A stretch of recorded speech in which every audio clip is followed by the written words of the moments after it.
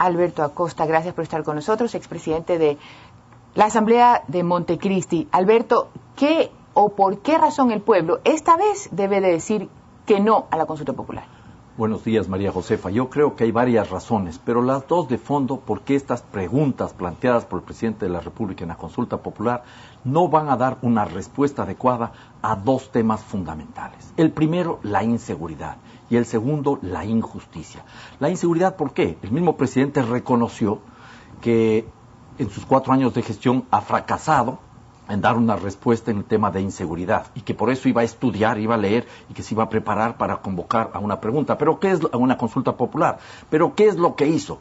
Recoger algunas preguntas de los socialcristianos. Él mismo reconoce que este proyecto de consulta popular surge del socialcristianismo, que dice que en la Constitución de Montecristi se protege a los delincuentes. Le acabamos de escuchar a Cintia Viteri decir eso, lo cual es absolutamente falso. Incluso los plazos de la caducidad de la prisión preventiva vienen de la Constitución elaborada por los socialcristianos y demócratas cristianos en el año 98. Las preguntas formuladas, la 1 y 2 concretamente en este punto, no resuelven el tema de la inseguridad. La inseguridad no se combate con más represión policial y judicial, sino con mayor prevención social, se combate con más equidad social, se combate con más empleo de calidad y abundante, se combate con una cantidad de medidas en el ámbito educativo y cultural. ¿Cómo se hace eso en la vida real? Porque es verdad, uno oye, no se puede saturar jueces, no se puede castigar, no se puede reprimir, se necesita la prevención, se necesita plazas de trabajo. Pero ¿cómo se hace eso en la vida real? Llevamos 4 años de gobierno revolucionarios. Para empezar, se requieren más jueces.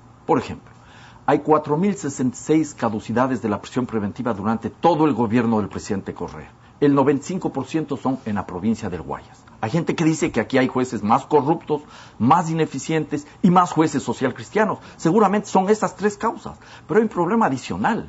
En la provincia del Guayas se registra el 52% de las causas penales y apenas hay 42 jueces. Este es el punto medular. Cada juez en Guayas tiene que atender entre 2.000 y 3.000 causas, cuando un juez no debería tener más de 400. Mucho más. Hay juzgados que tienen hasta 10.000 causas. Aquí en Guayas se requiere unos 170 jueces penales, por lo menos. ¿Y qué es lo que se ha hecho para incrementar? Yo sé que el Consejo de la Judicatura actual, que es de la partidocracia, en el cual trabajó como asesor Alexis... Pero es de este gobierno. Pero viene de la partidocracia, María José. Viene de la partidocracia. Pero en este caso no es de este gobierno. Debía haber desaparecido. Quedamos las cosas como son.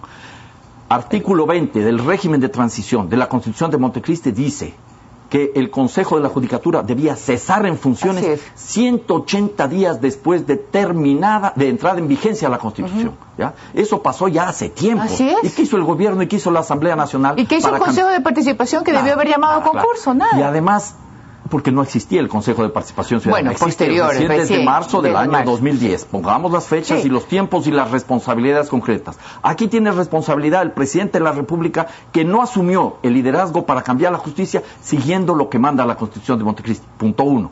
La Asamblea Nacional, que no cambió, mejor dicho, que no expidió las leyes oportunas y que no le enjuició al Consejo de la Judicatura. Si ahora lo que están haciendo es casi un sainete. Ese Consejo debía haber sido hace mucho tiempo atrás. Como que igual hay que cambiar las cortes. Entonces estamos hablando que en el caso concreto ahí se necesita mucho más jueces y de calidad. Entonces, ¿por qué lo hacen de esta manera? Si tenían una Constitución de Montecristi, si tenían una asamblea que tenía que hacer lo que tenía que hacer, si así como sacaron el Tribunal de Garantías Constitucionales, como tiraron abajo el Congreso, porque dijeron los señores del Consejo de la Judicatura, salga, su plazo constitucional terminó. ¿Por qué entonces no lo hicieron y esperaron a esta? ¿Por qué? Yo trataría de entender que fue porque no tenían ya establecido el Consejo de Participación Ciudadana para cambiar. Pero eso ya se atrasó. Eso ya es historia. Ya se atrasaron, podemos reclamar, podemos protestar. Lo grave aquí es que justamente cuando comienza a ponerse en marcha el proceso para cambiar los jueces a través de un nuevo Consejo de la Judicatura, respetando la hoja de ruta que existe en la Constitución de Montecristi, se le dejó colgado. La gente no sé si ha leído todos los anexos. Los anexos. Aquí en el anexo 4 está clarito, como se dice. Queda sin efecto el concurso de méritos y oposición que lleva a cabo el Consejo de Participación Ciudadana y Control Social para la designación de los nuevos vocales del Consejo de la Judicatura. ¿Qué quiere decir eso? Que le dejaron trunco el proceso que tiene que hacerse a partir de la Constitución de Montecristi, porque aquí que quede absolutamente claro, si gana el no, que va a ganar, vamos a tener que cumplir lo que manda la Constitución de Montecristi. No es que aquí se acaba el país, no es que el presidente tiene que renunciar y no va a hacer las cosas. No, él tiene que cumplir su mandato y tiene que respetar el mandato del pueblo ecuatoriano. Y tiene que cumplir sobre todo esa hoja de ruta que está en la Constitución.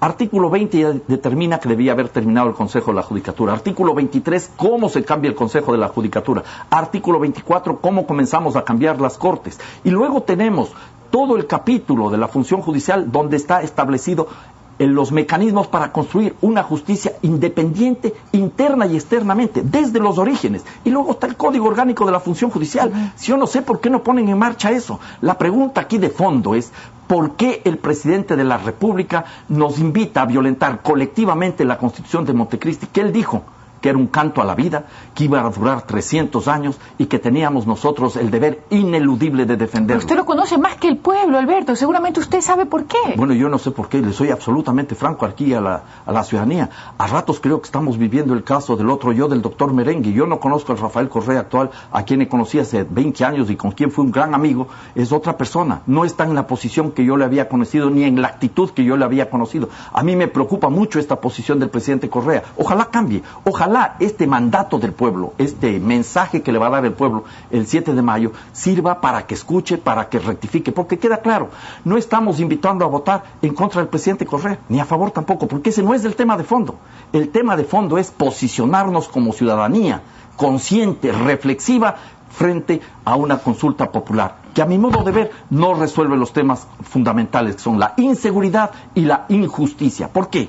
Porque si el presidente de la República le mete la mano a la justicia, como lo hicieron todos los gobiernos de la oligarquía, volvemos a las viejas prácticas. ¿En qué se diferencia en términos de resultados con lo que hizo Febres Cordero? Fue presidente de la República 4 años.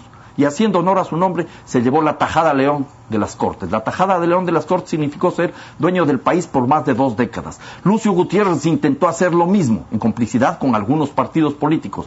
Estableció la Pichicorte y los dos duraron lo que perro en misa, cuando el pueblo ecuatoriano, particularmente en Quito, protestó y les dijo yuxi. Entonces, esa es la realidad. En ese contexto, ¿por qué el presidente de la República no respeta el mandato popular? Ya en el año 97...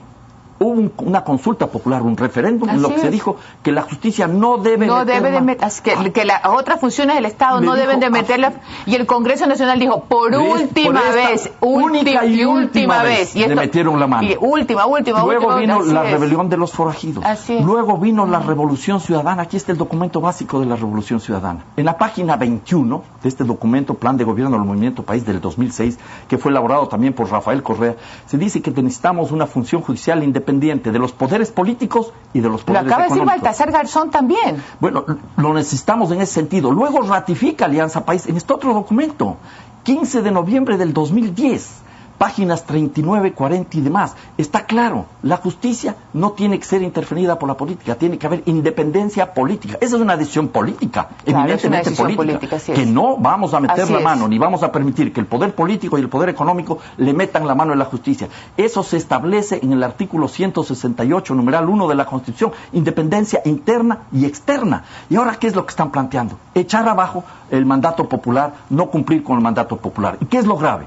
Que a la vuelta de la esquina, cuando esta comisión todopoderosa, esta casi Santísima Trinidad, escoja a los jueces, nosotros veamos que son jueces verde limón, porque sean o no sean, los vamos a asumir como los jueces de Correa. Y los próximos gobiernos plantearán, cambiemos las Cortes de Correa. Que cambiemos las Cortes. Y se mantiene la inseguridad jurídica, que es la base de la inseguridad ciudadana. No vamos a poder combatir ni la criminalidad si no tenemos una justicia independiente y autónoma, que es lo que no ha habido en el país, y es uno de los problemas que queríamos resolver en Montecristi. Por lo tanto, le invito a la ciudadanía a votar no, a defender su voto. Quienes votaron sí el 28 de septiembre del 2008 tienen que salir a defender su Constitución, porque no podemos ser cómplices de una violación colectiva. Alberto, se nos acaba el tiempo. Usted ha estado recorriendo el país, usted ha estado reflexionando con la comunidad, el contenido de las preguntas. ¿Cómo usted mira los resultados? ¿Cómo ve la postura del no y del sí? Bueno, yo en primer lugar anotaría que ya no hay un voto como borregos ni a favor del sí ni a favor del no. ya el voto es más reflexivo. Vamos a ver cómo las cifras demuestran que la ciudadanía ha escogido las preguntas. Para mí las medulares, las fundamentales son las 4 y 5. Y yo creo que hay que decirle no a todo, por muchas otras razones. Pero lo interesante aquí es ver cómo ha ido cayendo esa imagen de triunfalismo del gobierno. Inicialmente decían que nos iban a ganar 7-1, que iba a ser una goleada. Hasta hace 3 semanas el presidente decía 5-1, claro, 4-1, 3-1. Cuando llegó a 3-1 les entró el pánico y comienzan a recorrer el país por todo lado, algunos hasta con cara de estreñidos andan recorriendo por el país, ofreciendo todo lo que pueden y no pueden. Cuando ya está 2-1 y ven que el sí cae en picada y el no sube, entran todavía en mayor preocupación y angustia. Esperemos que el pueblo ecuatoriano le pierda el miedo al miedo y dé un voto en las urnas pensando en sus hijos y en sus nietos. No nos merecemos violar una constitución que no cumple ni siquiera 3 años. Pongamos en práctica lo que ella dice y seamos consecuentes con la historia. Gracias. Gracias, Alberto Costa, por estar con nosotros.